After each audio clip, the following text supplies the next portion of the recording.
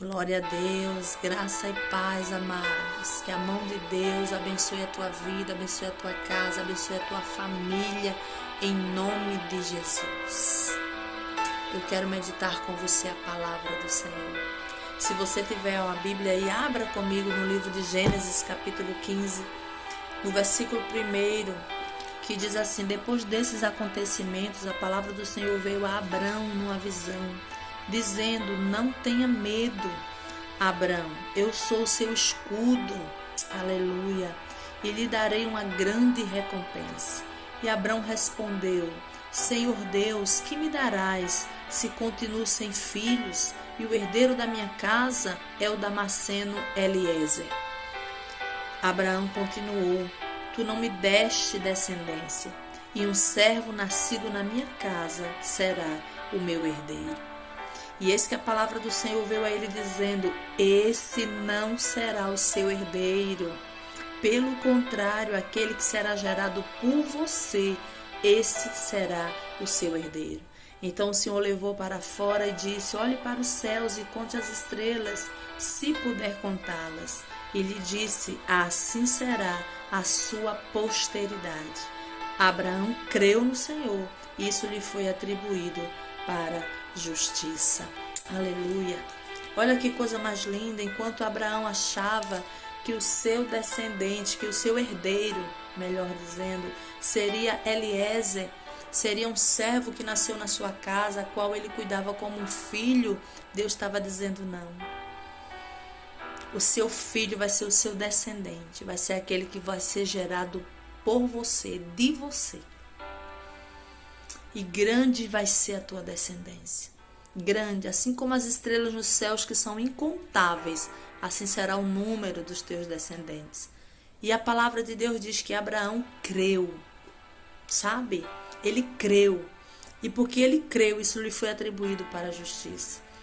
Mas quando a gente vai para o capítulo 16 de Gênesis, a gente vê a atitude de Sara agindo como se quisesse contribuir com Deus, como se quisesse acelerar a promessa, como se quisesse ajudar Deus a dar descendentes a Abraão.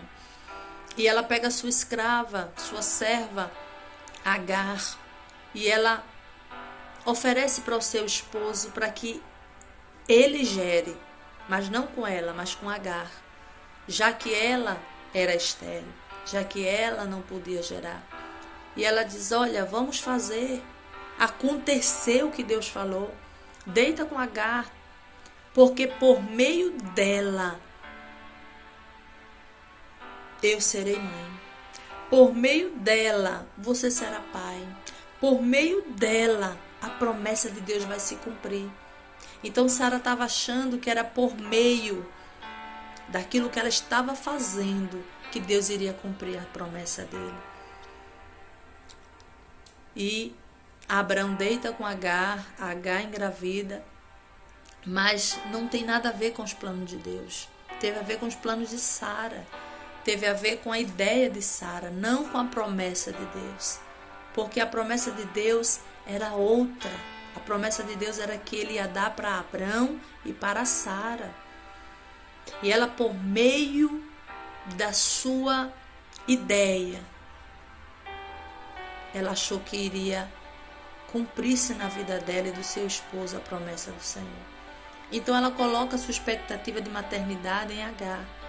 Mesmo o céu tendo liberado uma promessa, uma palavra a respeito dos seus descendentes, dos descendentes de Abraão, ela julgou que podia ajudar a Deus, que podia apressar a realização dessa promessa. Só que fé é uma confiança absoluta naquilo que Deus fala. Hebreus 11 diz que a fé é a certeza daquilo que você está esperando em Deus. É uma convicção, ainda que os seus olhos não vejam, mas você tem convicção daquilo que os seus olhos ainda não conseguem ver. Isso é fé. E Abraão creu. Abraão creu na promessa do Senhor. Ele creu na palavra do Senhor. Em outra oportunidade, quando a palavra do Senhor vem novamente a Abraão, porque Deus continua confirmando essa promessa, Sara ri. E ela não ri Não é porque é engraçada a situação apenas pelo ponto de vista natural, mas ela ri porque ela continua não acreditando que isso seja possível. É aquele riso de quem diz assim: será? Não acredito.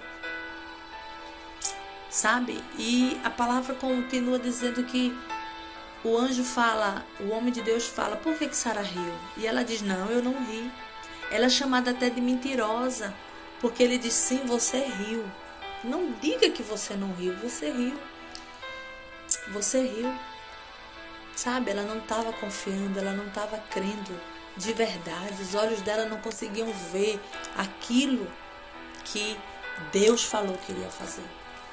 E a gente vê no livro de 1 Coríntios, capítulo 16, verso 13, que nós precisamos manter firme na fé, manter a nossa coragem, manter a nossa força. É nossa responsabilidade a manutenção da nossa fé, a manutenção de nós olharmos para aquilo que Deus falou e a gente continuar acreditando, confiando. Porque a gente tem que entender que há um tempo do Senhor para todas as coisas.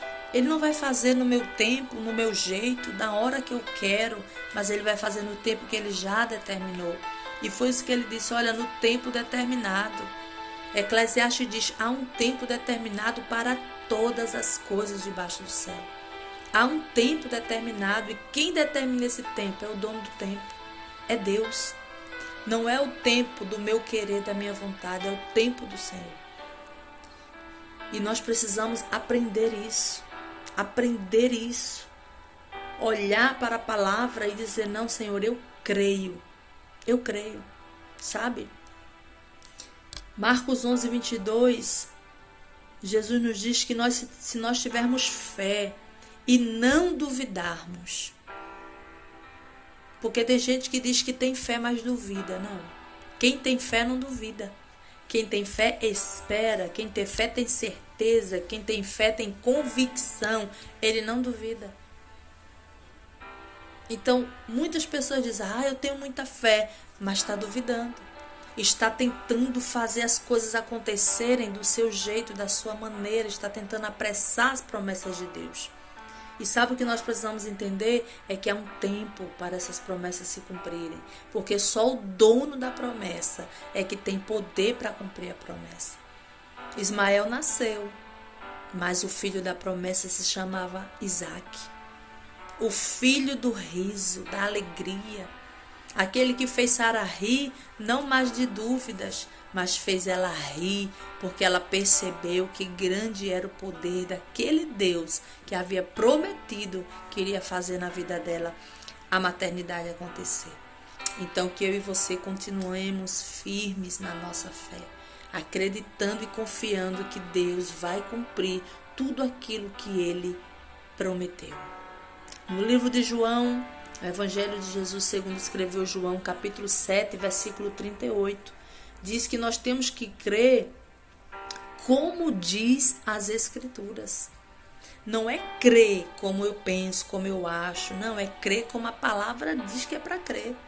Aquele que crê como diz as Escrituras, do seu interior fluirão rios de águas vivas. Sabe? Há uma fé que ela é ensinada nas Escrituras. E nós precisamos aprender essa fé, para que a gente possa fazer a manutenção diária da nossa esperança, da nossa fé em Deus, para ela se manter viva. Para ela se manter viva, aguardando e esperando, como o salmista diz: esperei com paciência no Senhor.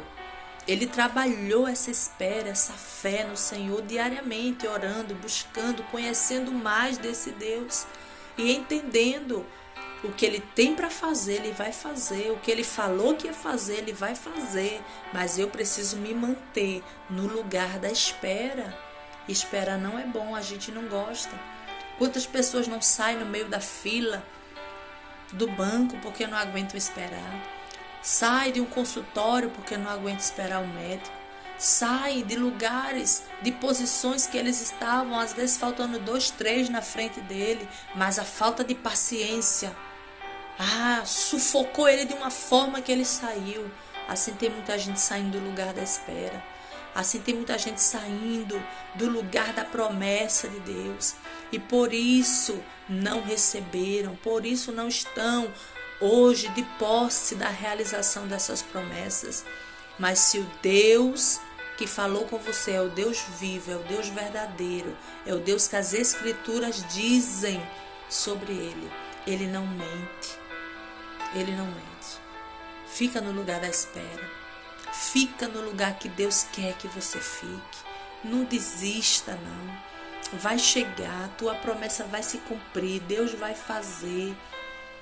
Sabe, Marta, quando viu Jesus chegar, disse: Senhor, se tu estivesse aqui, meu irmão não teria morrido. Ela estava dizendo: o Senhor está atrasado, não tem mais o que fazer, acabou. Não tem mais esperança, minha fé acabou. Só que Jesus havia liberado uma palavra antes dele sair do lugar onde ele estava. Ele disse: eu vou ressuscitar Lázaro. Ele disse aos discípulos: olha, Lázaro morreu e eu tenho que ir lá para acordá-lo, para ressuscitá-lo. Ele liberou uma promessa, ele liberou uma palavra, e quando ele chega lá, Lázaro está sepultado já há 4 dias. 4 dias de dor, 4 dias de luto, 4 dias de choro naquela casa. 4 dias que a esperança acabou, a fé acabou, o ânimo acabou, a alegria acabou, foi tudo embora. Mas Jesus chega para cumprir uma promessa que ele fez: eu vou ressuscitá-lo. E quando Jesus vai até o local, Jesus diz: Lázaro, vem para fora. Eu estou cumprindo o que eu prometi, eu vim te acordar. Sai para fora, Lázaro.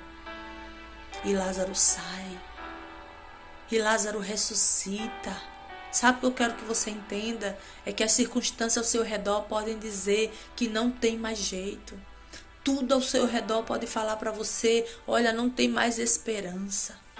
Mas o Senhor, o Deus Todo-Poderoso, Ele te diz: espera. Confia, tenha paciência. Eclesiastes diz: há um tempo determinado para todas as coisas, para todos os propósitos debaixo do céu. Há tempo para tudo. Tempo de plantar, tempo de colher, tempo de nascer, tempo de morrer, tempo de sorrir, tempo de chorar. Há tempo para tudo. Os propósitos de Deus não vão deixar de se cumprir, porque eu e você olhamos para as circunstâncias e vemos: tá difícil, tá tão longe. Não, vamos continuar crendo como diz as Escrituras. É como diz a palavra do Senhor. Não é sobre esperar ao meu modo, ao meu jeito, conforme a minha cabeça, conforme a minha emoção. Não, a gente tem que crer além das emoções, além das visões, além do que a gente vê. Tiago 2,22 diz que a fé opera junto com as nossas obras. Então precisamos continuar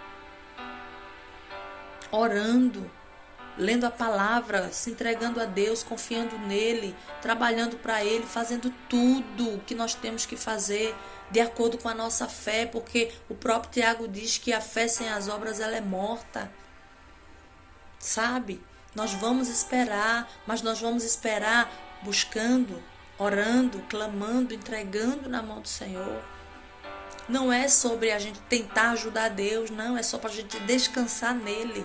Ele que satisfaz os desejos do nosso coração, segundo as vontades dele, segundo o querer e o efetuar dele, segundo a boa, perfeita e agradável vontade dele. Então que Deus ele te abençoe. Que Deus ele te abençoe para você não desistir de esperar no Senhor, para você não desistir de confiar no Senhor, para você entender que há um tempo determinado para acontecer isso que Ele disse que ia fazer na tua vida. Confia. Não tenta dar o teu jeitinho para acelerar. Não procura atalhos. Ele é o caminho. Ele é a verdade. Ele é a vida. Não procura o jeitinho. Nós brasileiros temos um jeitinho brasileiro para dar um jeitinho para resolver as coisas. E às vezes a gente, ao invés de conseguirmos bons resultados, pioramos as situações. Então vamos deixar tudo na mão de Deus, porque Deus sabe como trabalhar, Deus sabe quando trabalhar, Ele sabe o que fazer na minha e na tua vida. Descansa no Senhor, confia no Senhor, e o principal de tudo, Ele conhece teu coração. Ninguém sabe, mas Ele sabe do teu coração. Abraão creu, isso foi imputado a ele como justiça. Que Deus possa olhar para você e ver que você crê, que você crê, que você crê que Ele vai trabalhar, crê que Ele vai salvar, crê que Ele vai transformar, crê que Ele vai mudar a mente, o coração, crê que Ele vai fazer grandes coisas na sua vida, na sua casa, na sua família. Que você continue perseverando, orando, chorando, jejuando, indo à igreja, praticando a palavra, fazendo tudo que está ao seu alcance, mas esperando no Deus que prometeu, no Deus que é fiel para cumprir todas as suas promessas. Nenhuma delas Ele deixa de cumprir. Foi assim que Ele fez com Israel. Nenhuma das suas promessas deixaram de se cumprir. Que você creia, no nome de Jesus. Que Deus abençoe a tua casa, a tua família. Que a mão de Deus possa começar a agir. E aquilo que você tem colocado diante do Senhor, se é o tempo do Senhor fazer, que Ele faça. Se é a vontade dEle realizar, que Ele realize. Se é tempo dEle cumprir promessas na tua vida, que se cumpram. Se é tempo dEle abrir portas, que Ele abra.